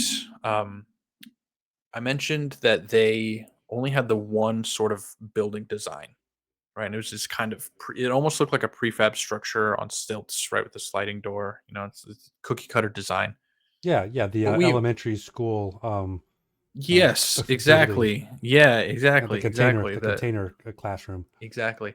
Now, what they've shown in the past, and they never explicitly said this, but what they've shown in the past is these colonialism outposts. We know that they're using that for NPC settlements and stuff, right? But they showed this colonialism design, and they at least strongly implied like that was going to be one of the design languages you could use to build your base.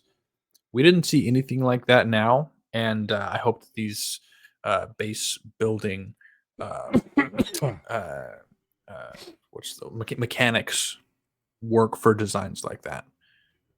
Because admittedly, that was something I was really excited about. So I'm thinking of these in-ground hangars, and my mind is going to the settlements that we saw in a couple of Inside Star Citizens ago, where it had these round sort of in-ground landing pads that had repair and refuel abilities. I'd like to be able to do something like that.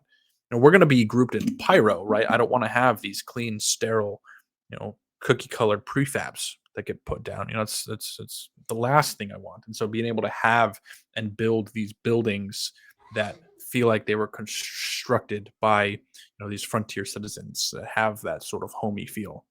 I hope that we get those, and I hope that we as players get to build them, and that we don't just have to discover those settlements. That's how I feel about that. I just want to get that out there. Sure. Blueprints. Yes, frontier style rant, Thal. You did. If it's from blueprints, that's fine. If I have to find a blueprint that gives me that build style, I'm absolutely stoked for that. Thal, in quick, I was just saying that I dislike the cookie cutter style that they were presenting for all of CitizenCon, and that I hope that we get to build those frontier style settlements that they showcased to us, even as recently as last year. But thanks, Thal. They then moved on, and they talked about a brand new ship. This was a really good thing, and for some people, I think a really bad thing. They talked about the Star Lancer. Did you get a chance to see that ship, Rev? The Star Lancer. Yes, I did. I actually really like the Star Lancer. Granted, it's what is it? It's not RSI. It's a MISC, right? It's MISC. Yes. Star Lancer.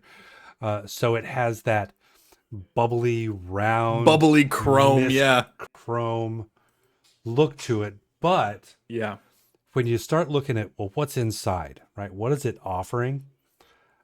There, I was starting to go, okay, now this it's not so bad, right? It's not so bad, yeah. So we're talking, you've got the med bay, right? So at least a little bit of a cargo bay. It's got all of the things that make it, in my mind, a real competitor to the Carrack.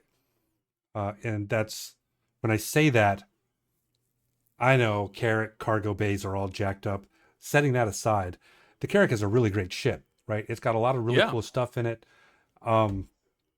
There's a lot of potential for it. Like it's got like a drone bay like in there, right? I don't know what they're going to do with that. If that's supposed to be for repair, or if that's, I don't know what they're going to do. Probably my guess, because it's an exploration ship, it's probably going to be like small construction drones. Yep, or probably. Maybe medium, probably not large. Yep. So it's got the hangar bay. It's got, but point is, it's got all of these things. We start looking at the Star Lancer. It's got a hangar bay that'll fit a Fury. It's got at least a little bit of a cargo bay. It's got the medical bay. It's got the exterior guns. It's got a lot of the bits, a lot of the things that make the Carrack great. It also has.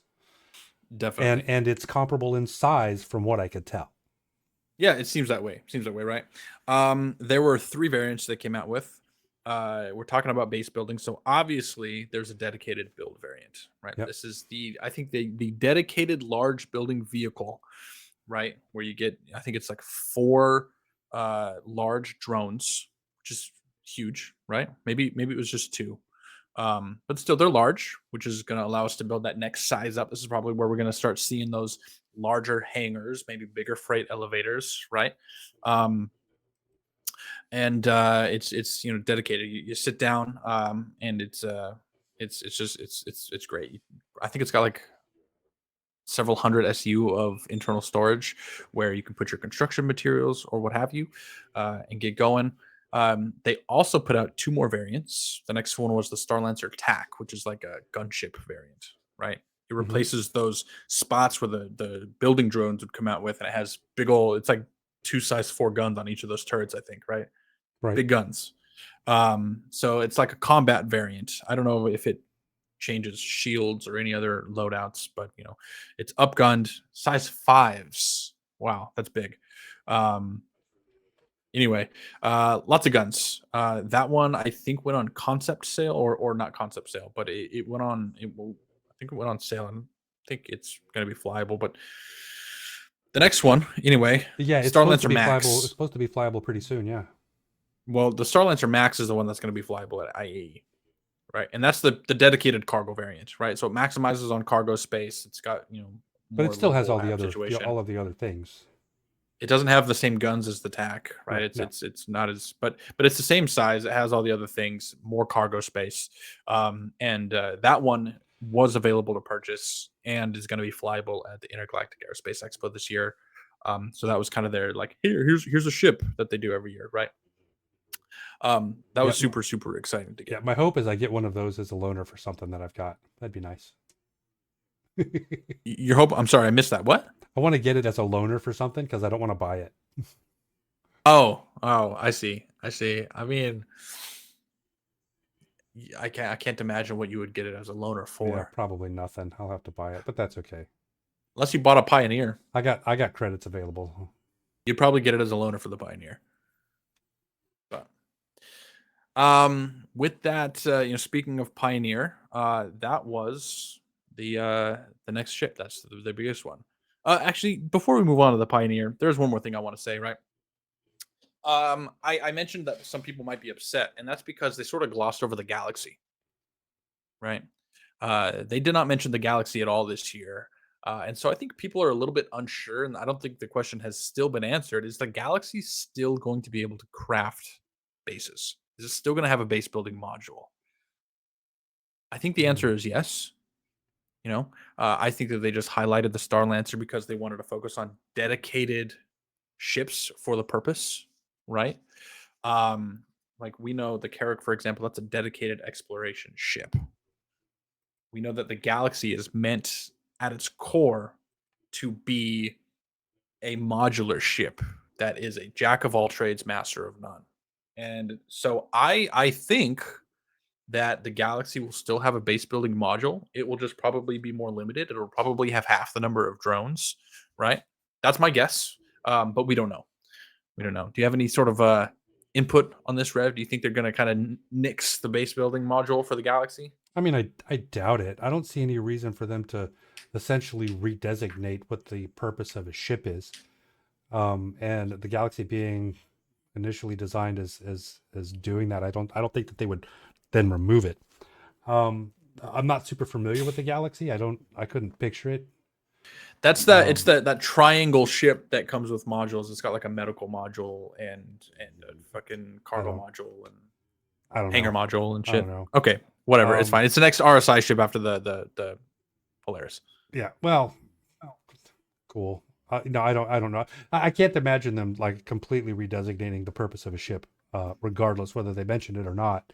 And it could just be that that one's not on their radar for actually building it in the short term, or even in like the immediate next couple of years. So it wouldn't make sense for them to talk about it if they didn't at least have it on the build schedule. So that just tells me it's not on the build schedule. Well, we know it's coming next after the Polaris, right? Because when they announced the Galaxy, they said, "Hey, look, we're doing this RSI sprint. We're going to do the Polaris, and then the Galaxy, then the Perseus, right?" And we know that it is on the build schedule. We know it's coming next, Okay. and we know that it's going to get its first. It's like 3 or 4 modules that it came out with it released, and then after they released the concept, and That they being said the it's also going to be case, the base building ship. that being the case, then I have to believe that there's no significant changes in what they've told us in the past, or they would have talked about it. So it's probably just on schedule without significant changes. And if there I think it'll are, still have the module. yeah, and I mean, if it was slated to be a ship that can do base building, then the assumption for me at least would be, well, it's going to use the systems that they talked about, and they talked about enough other ships and enough other, mechanisms for doing the building, that there's no need to talk about the Galaxy specifically, because it's That's going to fair. do the same That's fair. things, right? It would just I be think a so repetition. too. I've heard and seen people online being like, "Oh, what happened to the Galaxy?" Well, that's why I bought a Galaxy. Now I'm pissed. And, I don't think anybody needs to be pissed. I think it's still going to have the base building module. I just think it's not going to be as effective of a base builder as the Star Lancer, given that the Star Lancer is a dedicated ship and the Galaxy was always meant to be a modular jack of all trades ship. That's my own 2 cents. We don't actually know, I don't know. but I did want to throw that If, out there. if there's a base building module, then it immediately becomes a Well, designated base building ship, and maybe. right, right. But moving on from the Galaxy, the Pioneer was the next ship, the next and final ship. This is like end game base building, right? Right. This is where you're going to start to build those extra large hangars. In fact, the Pioneer got completely reworked to fit the new base building mechanics. Right. So In originally the Pioneer was supposed to build like the buildings and stuff, and then you take them out of the Pioneer and go place them someplace. The system has completely changed, so that's no longer the case.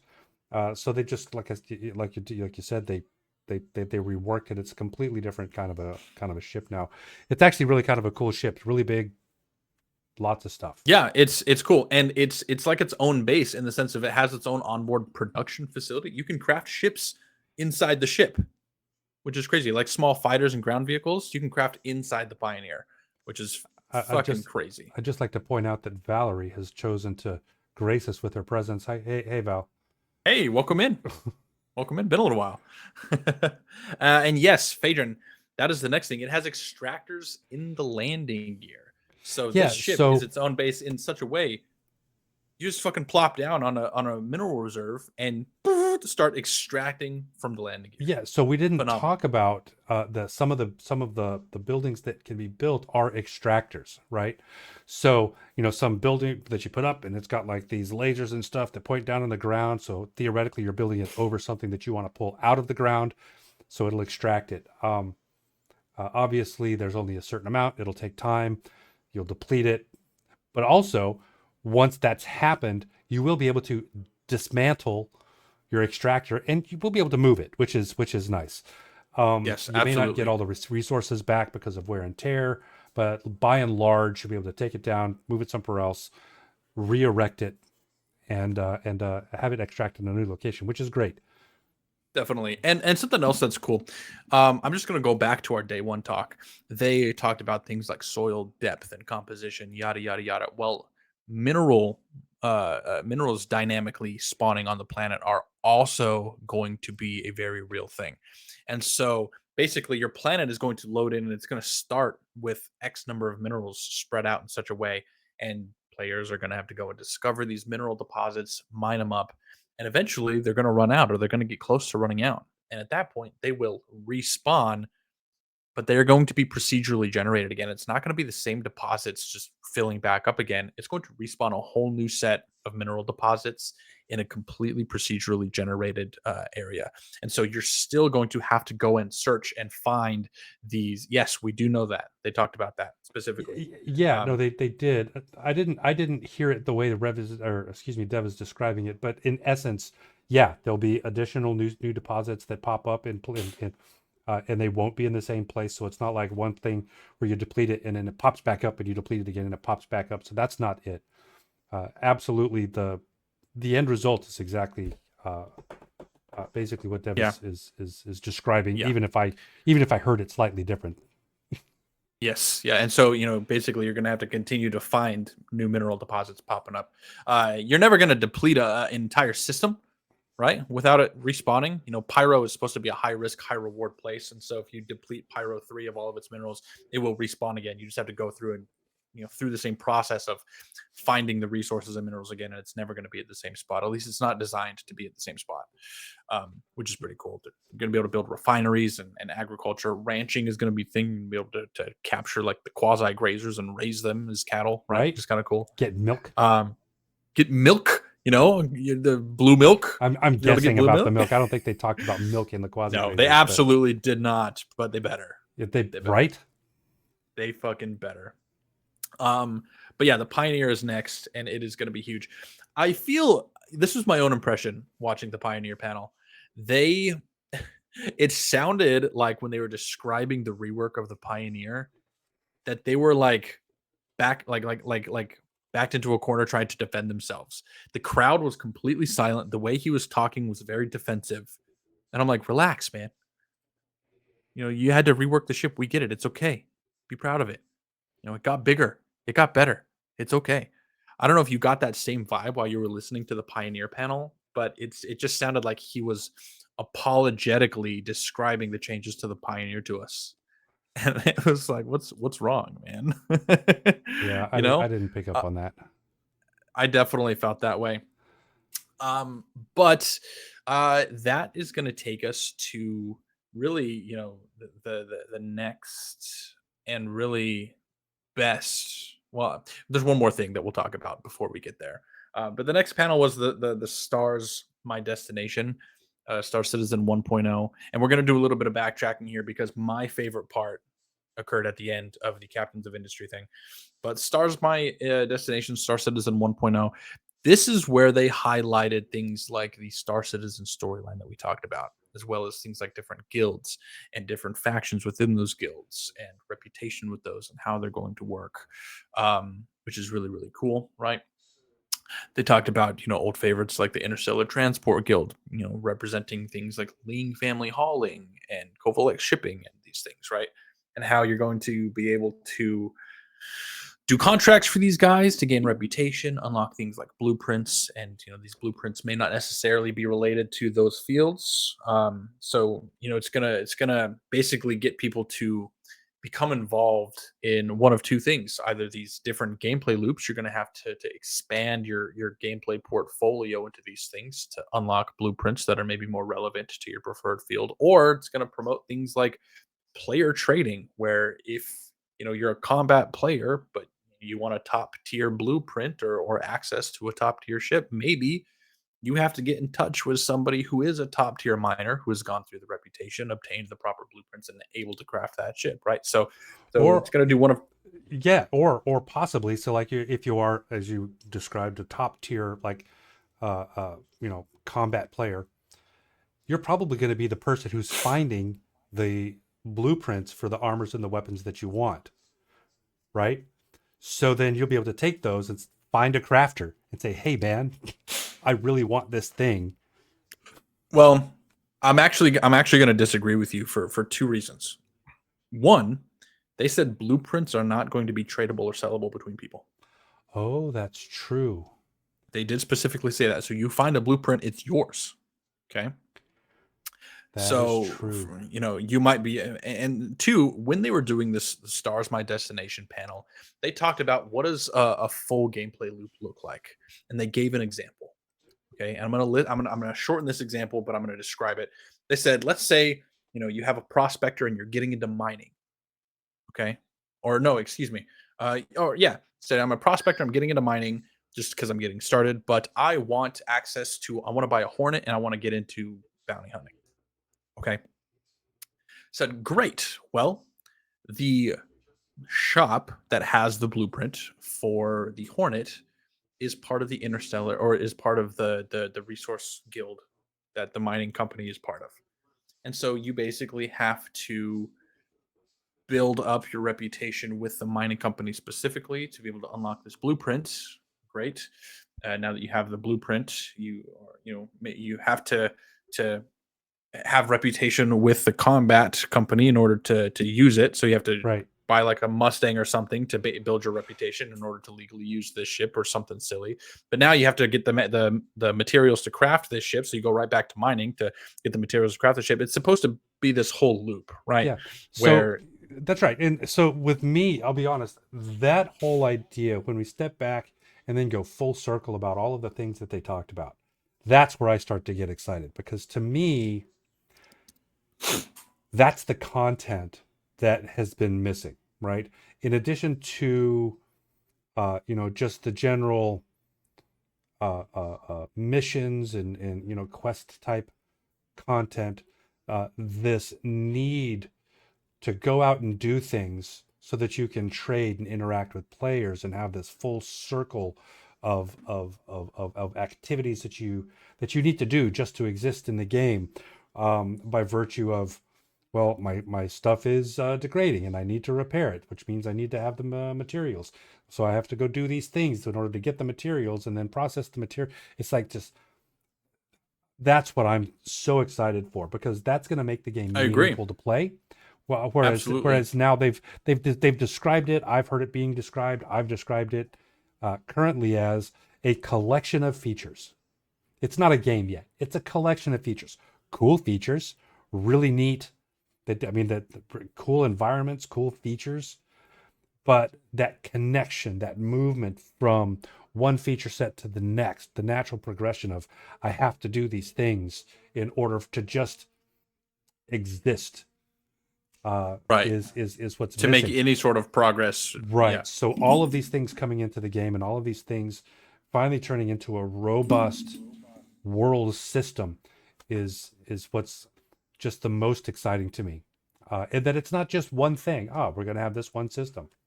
Well, great. How's that going to help us? Oh, we're going to have this other one system. No, they're talking about the entire, essentially, gameplay loop, the whole cycle of Yes, everything that we're going to have to be able to do, and absolutely. uh, the It's good holistic. stuff, right? And Absolutely, because it is. if you are a top tier combat player and you really desperately don't want to get into mining, the other option is to interact and build relationships with industrial players who have access to what you're trying to get. Right, And right, so, there's two sides to the coin and both are great. right. Well, and it comes down to, if I'm doing that combat, I'm going to be getting things from the combat, which means that I have things to trade for the things that I want, and that's Right. perfectly valid, right? Perfectly valid. Um, but even that combat player, his armor, his weapons, his gear is going to degrade over time. He's going to have to improve it. He's going to have to repair it. He's going to have to replace it. So even if he's not doing some of those other loops himself, you're right. He's going to have to build those relationships with the people who do, possibly trading on his own skill set, Absolutely. which Most definitely. uh, And speaking of, I'm going to kind of caveat now into my absolute favorite part of the entire show, talking about relationships and working with people, right? We're going to bounce back into the Captains of Industry platform, talking about base building and what the end game for player settlements looks like.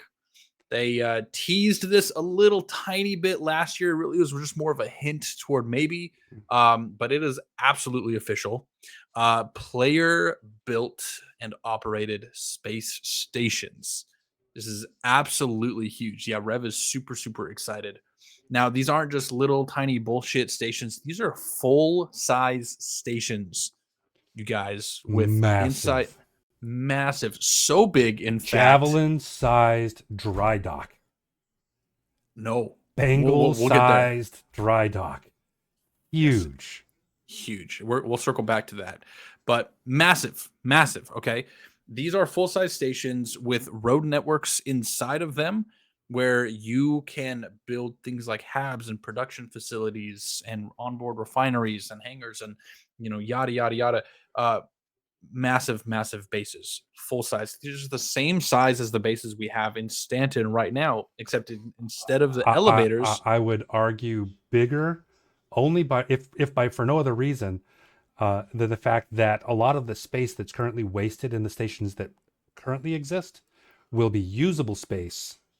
Well, if you would have let me finish, you goober, I was going to get there, right? I'm excited. Externally, it's the same size as, or at least pretty close to the same size as the stations we're used to seeing in Stanton, except the interiors are fully fleshed out and traversable. There are multiple levels, and so you can have different floors for different things. Maybe you have an industrial floor, maybe you have a hab Hmm. floor, maybe you have whatever. Yep. There are But void areas that are there customizable are and you can expand there into are them. absolutely. And there's also expandability built in externally. You start off with this sort of core piece that has spots for modules.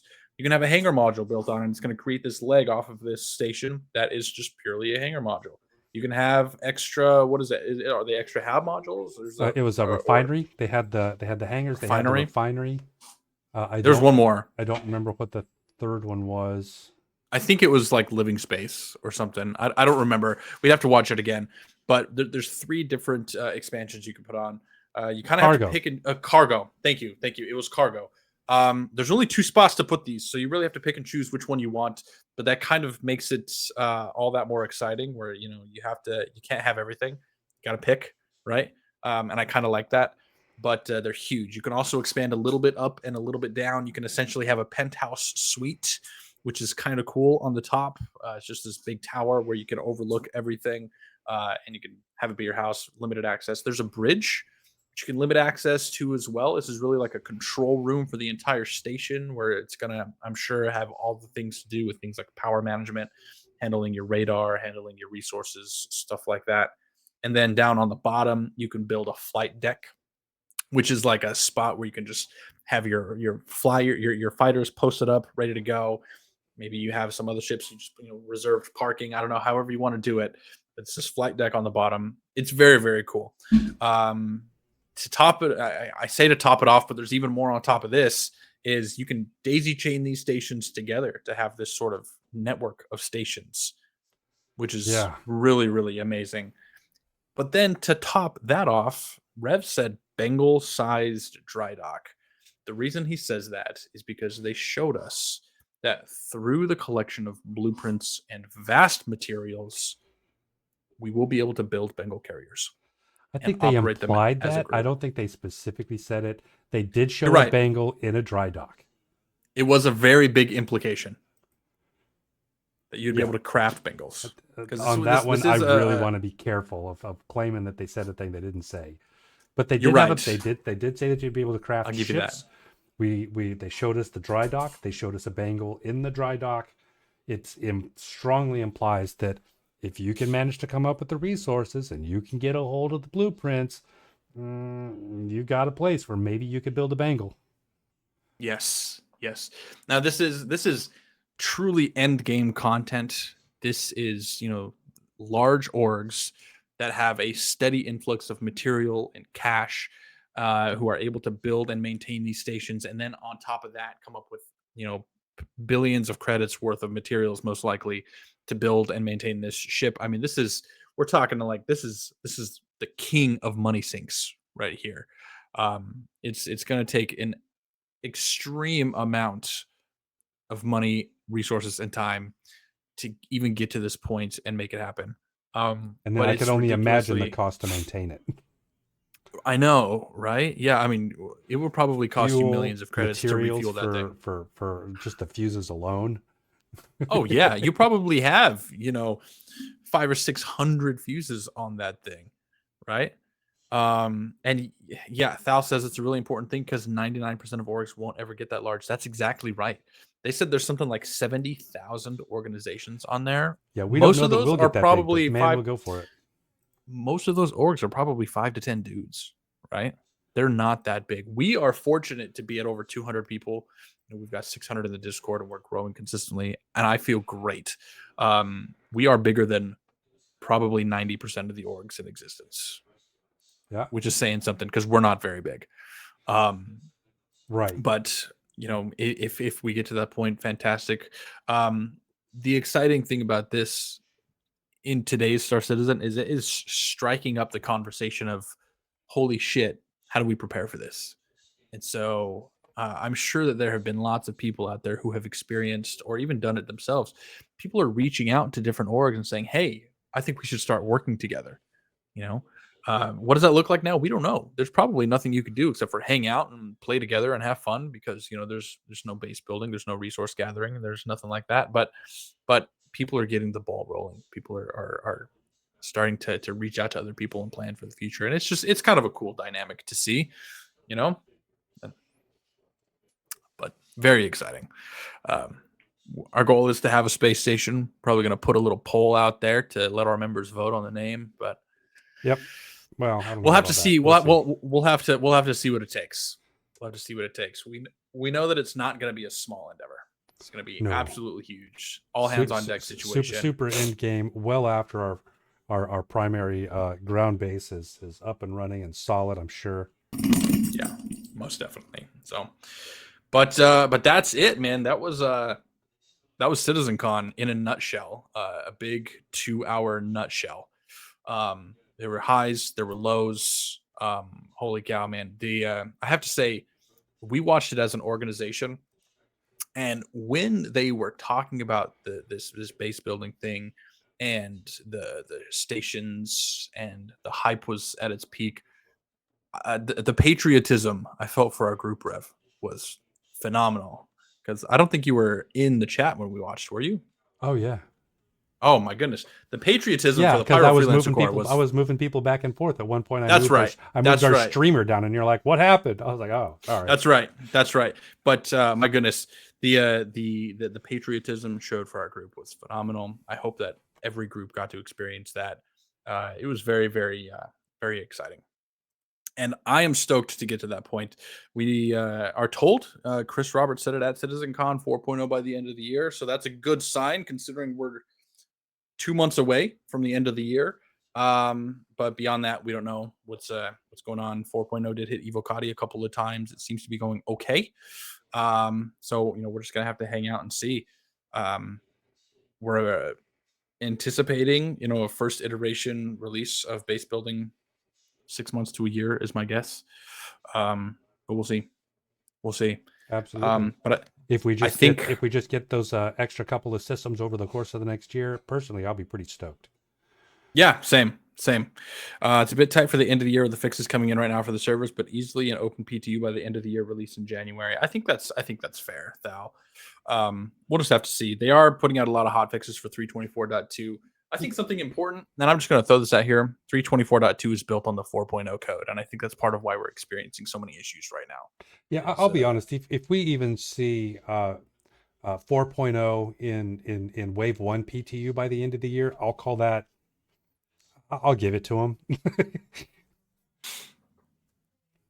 We'll just have to see. Yeah. I think we'll get there. But I think that about wraps it up. Do you have anything else you wanted to throw out there, Rev? No, nope. I got nothing new, nothing extra. Okay, fantastic. Well, yeah, that was about 2 hours, so I'm glad that we agreed from the get-go to extend it. That was a great episode. We're in Discord, discord.gg/pfcs for anybody who isn't in there. But you can hop in. We try to do this every week. The next one is probably going to be next Thursday, which is actually that's Halloween. So we'll see. Yeah, we'll see. We'll see. We may have to push it back, but anyway, that's it. So thank you guys for tuning in, and we'll catch you next time. Yeah. So closing out today, just so that you're aware, stick around and listen to this one. We've got one of two songs that we put together through the AI platforms. So we got ChatGPT, Suno.com, and so hope you enjoy this little theme song of the Pyro Freelancer Corps. We'll catch you guys next time.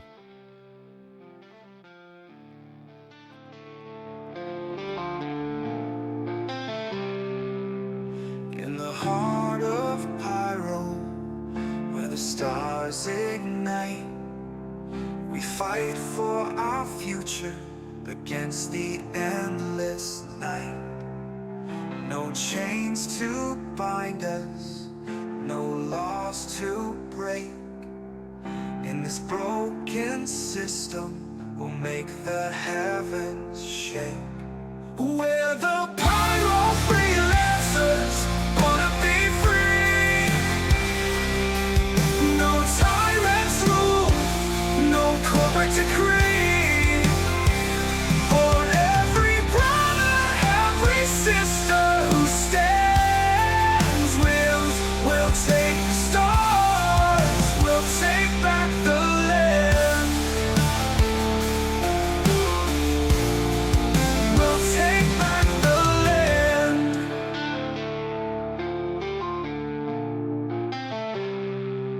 The UE falters, the grid fades away as we rise stronger in the light of day. With honor and fire, we'll chart our course. No system can hold us, no empire can force. We're the Pyro Freelancers, wanna be free. No tyrants rule, no corporate decree. For every brother, every sister who stands, we'll take the stars, we'll take back the land. We'll take back the land.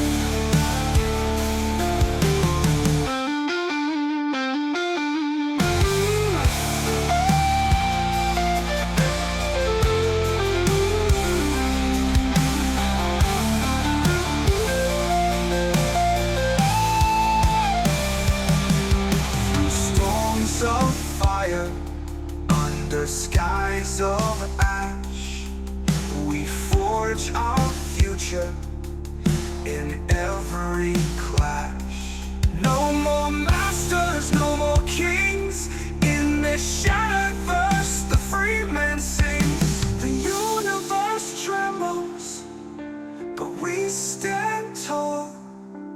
No force can break us. We answer the call. With blades of steel and hearts of flame, we'll write our legend, we'll stake our claims. From the ruins we rise like a phoenix in flight, lighting the galaxy with our burning might. With unity and freedom as our creed, we'll conquer the stars, our souls will lead. We're the pyro freelancers, wanna be free. No tyrants rule, no corporate decree. For every brother, every sister who stands, we'll take the stars, we'll take our claim.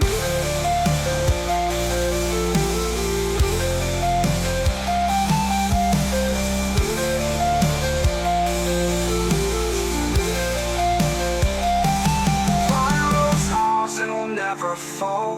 The freelancer core will answer the call. Together we fight, together we soar. Pyro's freedom forevermore.